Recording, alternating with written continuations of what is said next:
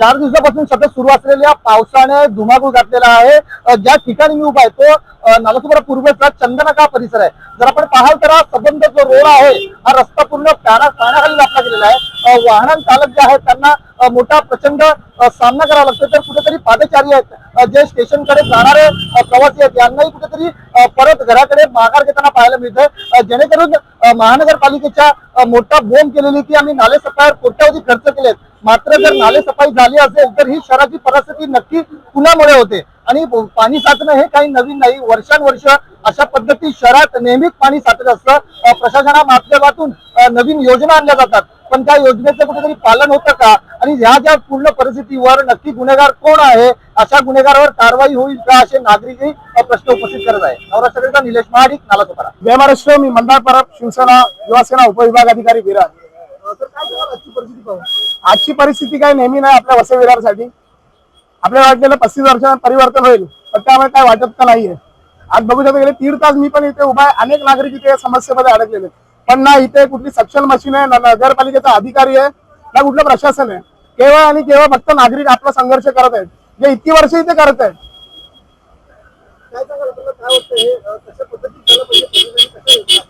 प्रशासनाने खरं तर अलर्ट व्हायला पाहिजे ना, की पावसाची जर तुम्हाला दिलेली आहे तर त्या हिशोबाने तुम्ही सगळ्या सिस्टम लावायला पाहिजे। आज बघू शकता कित्येक गाड्या इथे बंद पडलेल्या आहेत, लहान मुलं आहेत, प्रेग्नेंट बायका ज्या जात आहेत, आज कित्येक विषय आहेत, परंतु सगळे नगरसेवक आज बघूया कुठेही नाही प्रशासन। बघा आज मी गेले 1.5 तास इथे थांबलेलो आहे, प्रशासनाचा एकही माणूस इथे कुठे नाहीये। काय वाटतं तुला, कोण दिवसांनी कारवाई झाली पाहिजे का?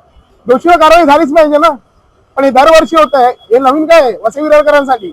घरात पाणी आहे तर रस्त्यावर पाणी आहे, अशी परिस्थिती वसई विरारची दरवर्षीची आहे, हे काय नवीन नाहीये।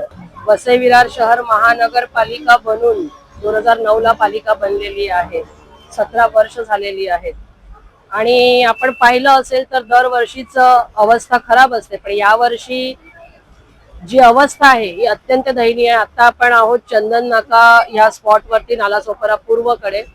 आज हा पाणी जो इथे भरलेला आहे, मी तरी गेल्या अनेक वर्षांमध्ये आज हा पहिल्यांदा इतका मोठ्या प्रमाणात पाणी इथे भरतो पाणी, पण आजची जी अवस्था आहे ही बिकट अवस्था आहे। इकडे ज्या पद्धतीने प्रशासकीय कारभार, सत्ताधाऱ्यांचा कारभार चाललेला आहे, मला तुम्ही मगाशी विचारलं की हे काय 35 वर्ष तुम्ही बोलता, पण काय मी तुम्हाला उलट प्रश्न करते की 35 वर्ष सत्ता भोगून सुद्धा आज हे काय। म्हणजे आपण पाऊस खूप जास्त पडला वगैरे वगैरे आपण सगळी कारणं देतो, पण ज्या पद्धतीने इथल्या शहराचा विकास व्हायला पाहिजे होता तो विकास झाला आहे का, हा सगळ्यात मोठा प्रश्न आहे। पूर परिस्थिती निर्माण होणं म्हणजे पाऊस खूप जास्त पडला, कुठेतरी ढगफुटी होते, कुठेतरी धरणातून पाणी सोडण्याची व्यवस्था आहे, म्हणजे पाणी सोडावा लागतो पाऊस जास्त पडल्यामुळे, आणि पूर परिस्थिती निर्माण झाली तर आपण समजू शकतो। पण वसई विरारची अवस्था अशी आहे की वसई विरार मध्ये अगदी 4 दिवस पाऊस पडला आणि आजची तुम्ही परिस्थिती बघाल तर इथे नदीचं स्वरूप आलेलं आहे, लोक चालू शकत नाहीयेत। अशा परिस्थितीमध्ये आज वसई विरारची जनता आहे। इथे निरीचा एक सर्वे निरीने केला होता आणि तो अहवाल आला होता, त्या अहवालानुसार निरीचा आणि IITचा अहवाल होता।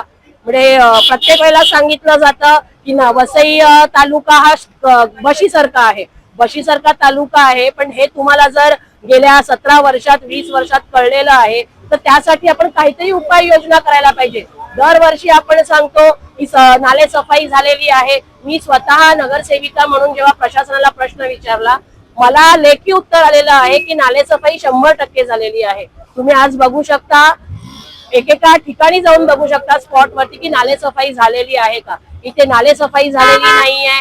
इथे तुम्ही पाहाल तर अनेक ठिकाणी जे मॅनहोल आहेत, जे झाकणं आहेत, ती झाकणं ओपन आहेत, काही लोक तिथे पडत आहेत। म्हणजे आम्हाला नगरसेवकांना सांगावं लागतं की हे झाकण तुटलेलं आहे, हे झाकण बनवा, आणि आम्हाला काळजी घ्यावी लागते। पण इथल्या प्रशासकीय अधिकाऱ्यांना AC मधून बाहेर पडून जमिनीवरती येऊन इथल्या लोकांची काय अवस्था आहे हे पाहू शकत नाही। ही अवस्था त्यांनी बघावं, त्यांनी आता तरी जमिनीवरती यावं आणि लोकांना या हाल अपेष्टांमधून त्यांनी मुक्त करावं, ही माझी विनंती राहील।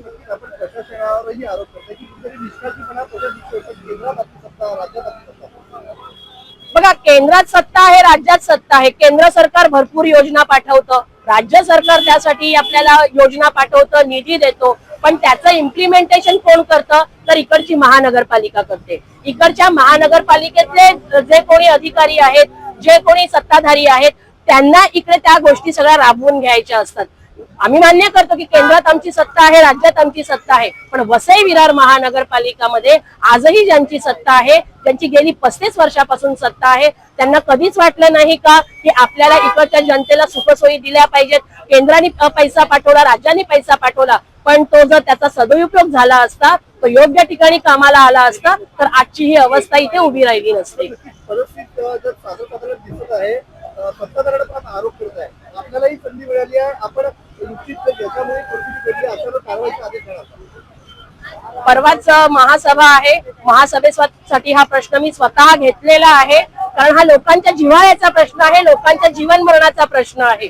तर त्यासाठी मी आतापर्यंत म्हणजे नेहमीच माझी पत्रव्यवहार सुरू आहे, अधिकाऱ्यांना भेटणं, त्यासाठी उपाययोजना. पण आता हा प्रश्न महासभेमध्ये घेऊन त्या जे प्रशासक आहेत त्यांना, अधिकारी आणि